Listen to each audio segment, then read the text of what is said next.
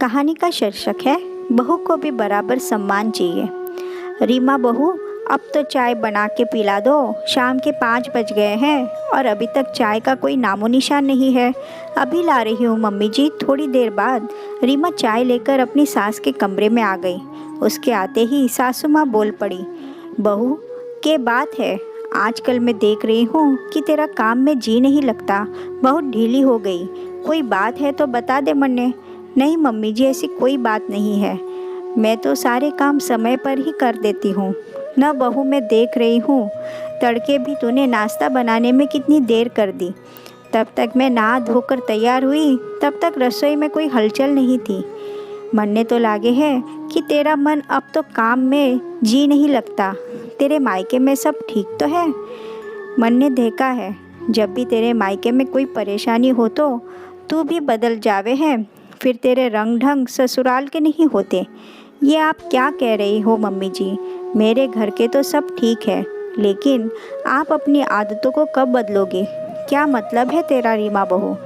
क्या कर दिया मैंने मम्मी जी?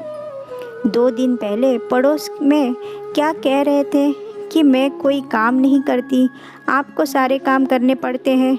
बच्चों को आपके पास छोड़कर ये तो टेलीविज़न में कसौटी नाटक देखती रहती है। नहीं तो मैंने तो किसी को भी नहीं कहा ये सब।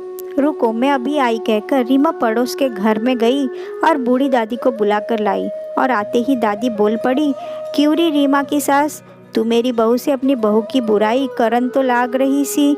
मैं वही तो बैठी थी।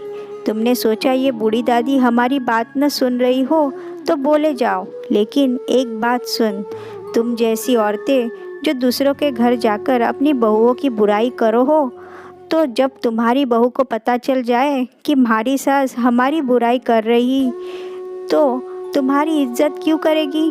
माना कि बहू दूसरे घर से आई है, वो तो सदा से ही पराई है, लेकिन बहू को भी सम्मान चाहिए। यदि तुम सब ऐसे ही उसकी और उसके परिवार वालों की बुराई करते रहोगे तो ये भूल जाओ कि बहू तुम्हारे लिए गरम गरम खाना परोसेगी या तुम्हारी इज्जत करेगी। ताली हमेशा दोनों हाथों से बजती है, तो देख लो तुम अपने लिए कैसा व्यवहार चाहती हो, यह तुम पर निर्भर करता है। बूढ़ी दादी बोले जा रही थी तो रीमा की सास गर्दन झुकाकर सुन रही थी। उन्हें भी अपनी गलती का एहसास हो गया था।